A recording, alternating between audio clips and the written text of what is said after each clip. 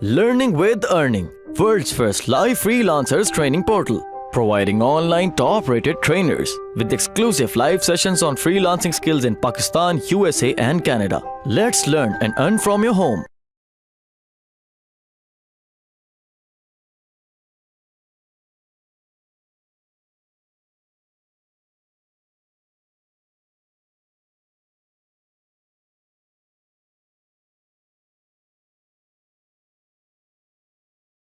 अच्छा, अभी सब लोग देखें इसके टेक्स्ट को कैसे हम लोगों ने अरेंज करना है, ठीक है।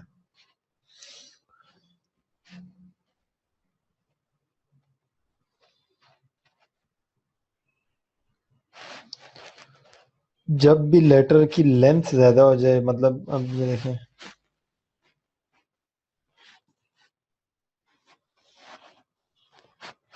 अब इस तरह वाला लेटर है, मतलब नाम कंपनी का इस तरह वाला और आपने लोगो बनाया है इस साइज का, फर्ज करें, ठीक है। ये आपका लोगो है और लेटर की लेंथ इतनी है।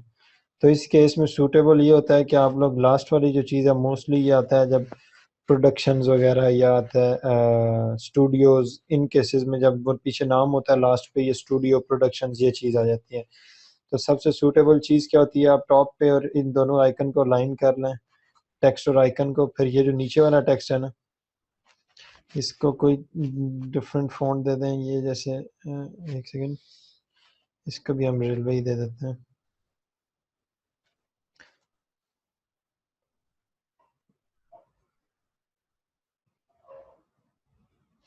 ठीक है, और हमेशा कोशिश किया करें ऐसे केसेस में आप जो है इनिशियल लेटर, लोगों के सारे लेटर्स को टॉल ही रखें, मतलब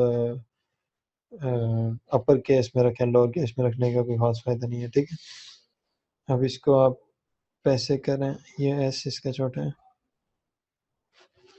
और इसके अकॉर्डिंग सेंटर लाइन कर लें, ठीक है। इसका साइज भी इसके अकॉर्डिंग कर दें और इसका मीडियम कर दें, ठीक है। दोनों को आप थोड़ा छोटा कर लें। अब ये कोशिश करनी है, जो एक आपको ग्रिड थोड़ा सा समझाता हूँ। जब भी आइकॉनिक स्टाइल का लोगो हो तो उसकी प्लेसमेंट्स की चीज़ें आपको बताता हूँ किस तरह आपने प्लेस करनी है, और डिपेंड करता है कि आपका आइकन किस शेप का है, कम्प्लीटली सर्कुलर है, रेक्टेंगुलर है, उसके बाद कोई थोड़ी रैंडम शेप है आइकन में, मतलब मिनिमल लोगोस के केसेस, जिस तरह आपको कल मैंने लोगोस कुछ दिखाए थे वो दोबारा दिखा देता हूँ आपको। हम्म, इन सब में जाके राइट क्लिक,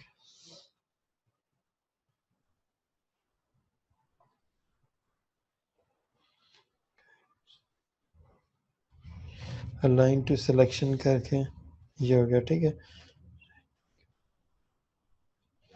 अब आपने ये देखना है, अब ये जो गाइड्स हैं ये क्या है, जो आपके लेटर्स की लेंथ है उनके स्टार्ट से एंड तक आप ये लेके लोगोस को, ठीक है।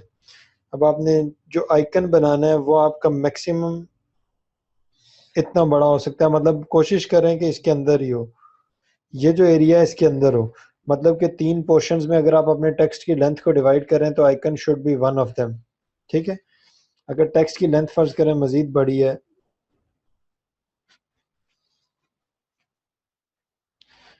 अब हाइट का फिर इशू आ जाता है, ठीक है। अब इतना बड़ा टेक्स्ट है, ठीक है। तो अब क्या है, अब इसकी हाइट भी जो है वो at least half of this portion होनी चाहिए, मतलब कि लोगों का आइकन जो है वो उसकी हाइट भी इधर मैटर करेगी। कैसे, इसको इधर ले आए, इसको इधर ले आए, इन सबको लाइन कर दिया, ठीक है।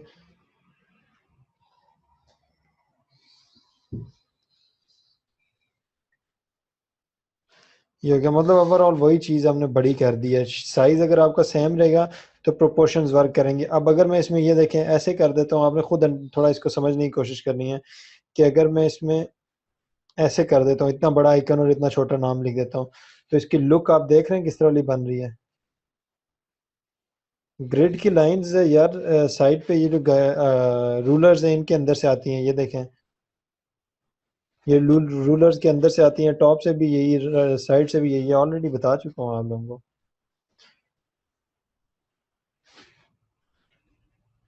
ये देखें अभी इसका साइज देख रहे हैं, प्रोपोर्शन खराब हो गया, ठीक है।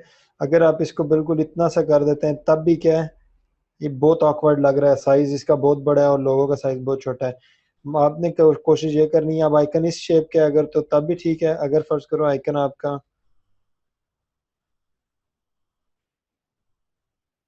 इस शेप का है, तब भी ये केस मतलब सूटेबल है। आप क्या करें कि मतलब इसका इसमें थोड़ा सा आप बड़ा भी कर सकते हैं। इस केस का अगर आइकन हो ना, तो आप ऐसे भी हल्का सा अगर ऐसे भी कर दें तो इतना फर्क नहीं पड़ेगा, क्योंकि ये आइकन की शेप वेट चारों साइडों पे वो डिवाइड नहीं हुआ हुआ सर्कल की तरह।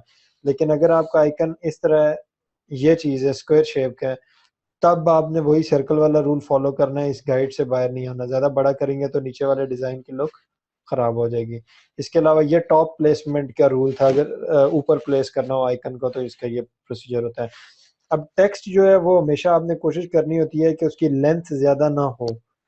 मतलब ये है कि अगर मेस्केट लोगो आपने लिखना है तो इसकी लेंथ डिज़ाइन 3-4 लेटर्स इकट्ठे इन अ रो ना आए, ठीक है।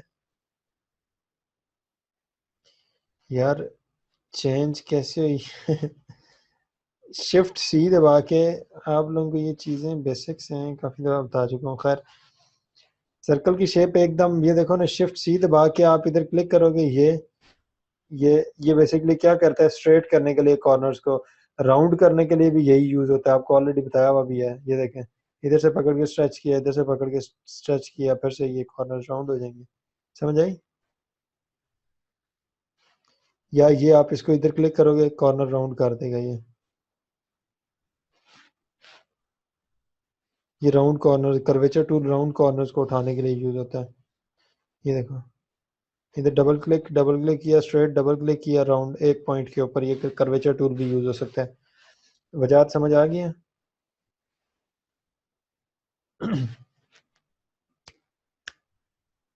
अच्छा जी, आगे चलते हैं हम लोग।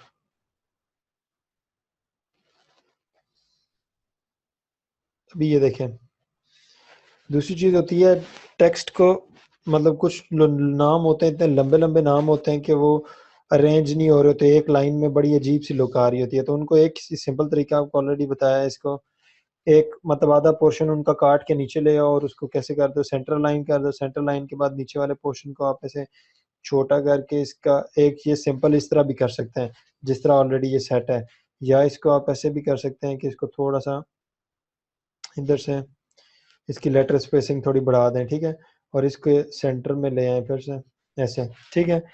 इसके अलावा और क्या ऑप्शन होते हैं? और अगर जैसे कुछ होते हैं कस्टमर कह रहे होते हैं डॉट कॉम जो है ना, ये भी मैंने इसके साथ चाहिए, ठीक है, मतलब नाम के साथ डॉट कॉम भी लिखना है, इसको हम 0 कर देते हैं। अब ये वाले केसेस में आप 2-3 तरीके होते हैं। एक तो ये सिंपल इस तरह साथ रख के साइज बिल्कुल छोटा कर दो ऐसे, ठीक है। इसके उसकी इसके अलावा क्या ऑप्शन होता है? इसके अलावा हमारे पास ये ऑप्शन होता है कि इसको रोटेट करके इनके प्रॉपर अलाइन करके इधर से ऐसे इसके मुताबिक और नीचे से इसके मुताबिक, ठीक है, ऐसे भी आप कर सकते हो, ठीक है। ये मतलब ये होता है कि टेक्स्ट एडजस्ट हो जाता है आपका। अब इसके अलावा आप इसको इधर भी कर सकते हो, इस कॉर्नर के ऊपर, बट मेक श्योर कि आपकी अलाइनमेंट ठीक हो। इधर से गाइड एक उठा लें, इधर ले आए, इधर से गाइड उठा लें, इस जगह पे ले आए। अब जितनी स्पेसिंग इधर से आप छोड़ें इतनी इस कॉर्नर से छोड़नी है, मतलब तकरीबन ये है। या इसका प्रॉपर प्रोसीजर ये है कि आप रेक्टेंगल स्क्वायर एक कंप्लीट ड्रॉ कर लें इस कॉर्नर पे, ठीक है। अब इस स्क्वायर के इस कॉर्नर पॉइंट पे आप जब रखेंगे तो ऑटोमेटिकली दोनों साइड से इक्वली अलाइंड होगा, ठीक है। इस तरह आप सेट कर सकते हो, ये डिज़ाइन के अलावा अगर हो, ठीक है। अब अगर आपने फर्ज करें डिज़ाइन जो बनाया उसकी शेप कुछ इस तरह लिया कि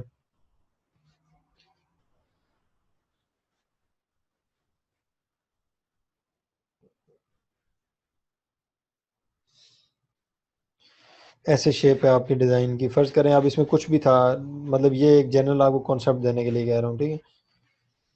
अब इस डिज़ाइन को आपने प्लेस करना है तो सेंटर में अगर आप प्लेस करते हैं तो इस डिज़ाइन में बैलेंस नहीं है। गौर से देखें तो इस डिज़ाइन में सारा वेट जो है राइट साइड पे गिर रहा है, लेफ्ट साइड बैलेंस्ड शो नहीं हो रही।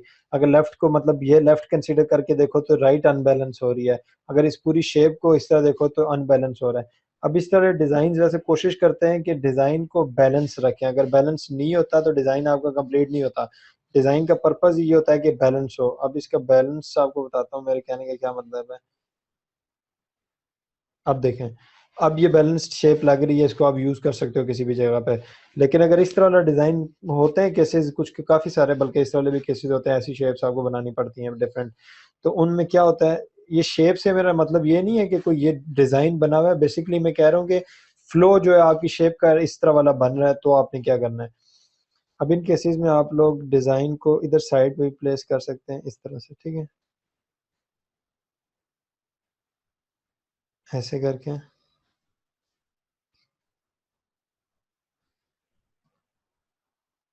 इस जगह पे नाम लिख लिया, ठीक है। शेप को थोड़ा सा मजीद छोटा करना है, वेट एडजस्ट करना थोड़ा ना।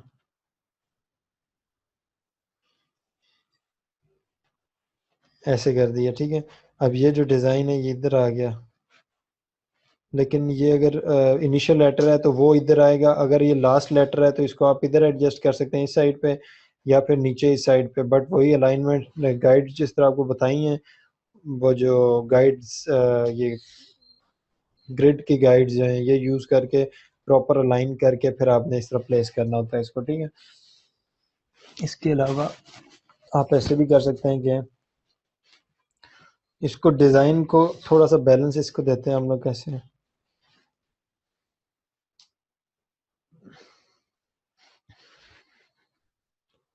इस तरह वाली हमारे पास शेप है।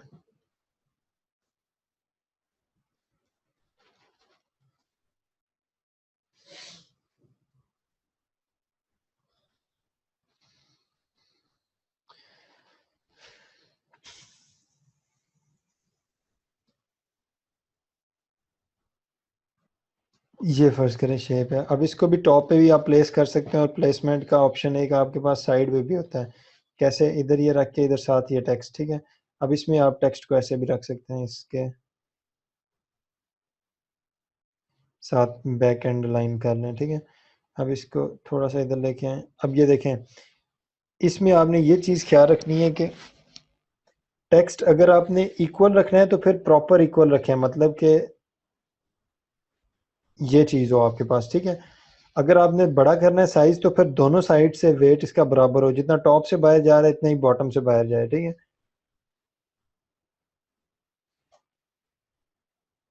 ये चीज़ समझ आई।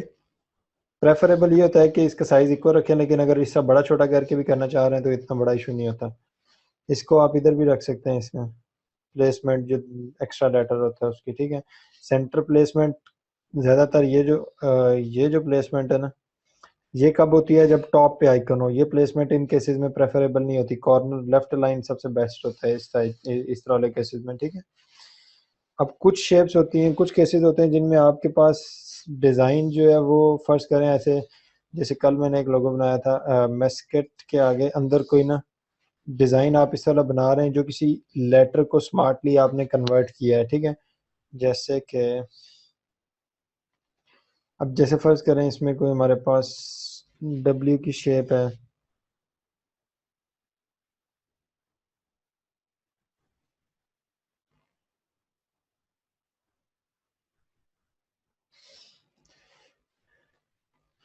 ऑल्ट प्रेस करके इसको ट्रांसफर,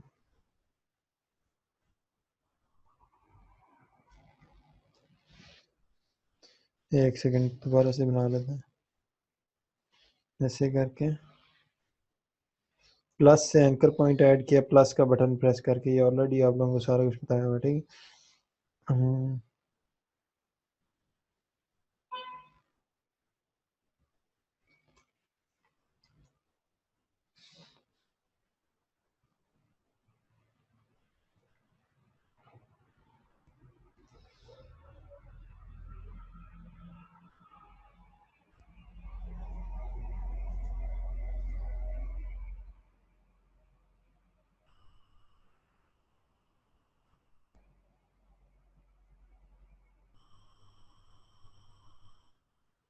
फर्ज करें ये आपने कोई शेप बनाई है जो किसी लेटर को रिप्रेजेंट कर रही है, ठीक है।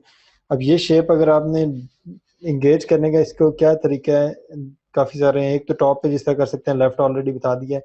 अब इसके अलावा एक और लोकेशन होती है विद इन द लेटर्स, इस जगह पे आप इसको रखें, ठीक है।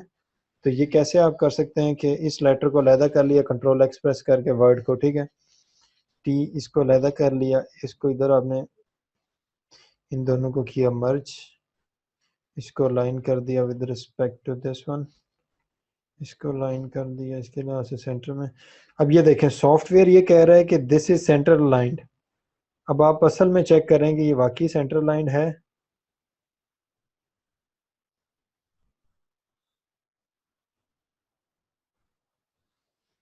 समझ आई डिफरेंस की? सॉफ्टवेयर ये कह रहा है कि ये शेप इस शेप के सेंट्रल लाइन है, बट टॉप पे डिस्टेंस कम है, बॉटम पे ज्यादा है। ये किस वजह से हो रहा है आप लोगों को ऑलरेडी मैंने बताया हुआ है, किस वजह से ये हो रहा है, किसी को याद हो? ये अलाइनमेंट इस तरह सॉफ्टवेयर क्यों शो कर रहा है, मतलब गलत अलाइनमेंट शो कर रहा है, वो कह रहा है कि ये अलाइंड है बट असल में ये नहीं है।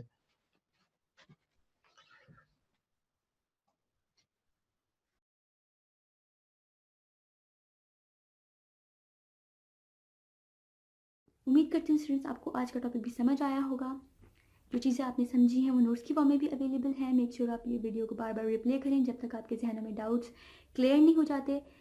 अगर आपके जहनों में फिर भी कोई क्वेश्चन, क्यूरीज या कोई प्रॉब्लम आपको दरपेश आ रही है तो आप गूगल और यूट्यूब भी यूज़ कर सकते हैं उसे सॉल्व करने के लिए, उसका सोल्यूशन निकालने के लिए। अगर उसके बाद भी आपकी प्रॉब्लम या आपकी डिफिकल्टी सॉल्व नहीं होती तो आप हमें लर्निंग विद अर्निंग के पेज पे भी इनबॉक्स कर सकते हैं। उसके अलावा आप हमारी ऑनलाइन सपोर्ट से भी रब्ता कर सकते हैं। मेक श्योर कि आपको एक टॉपिक क्लियर हो, उसके बाद ही आप नेक्स्ट टॉपिक पे मूव करें। आप हमारा ऑनलाइन क्विज क्लियर करें, आप हमारा ऑनलाइन टेस्ट क्लियर करें, उसके बाद आपको एक सर्टिफिकेट अलॉट किया जाएगा। उसके बाद ही आप नेक्स्ट टॉपिक पे मूव कर सकते हैं। अल्लाह।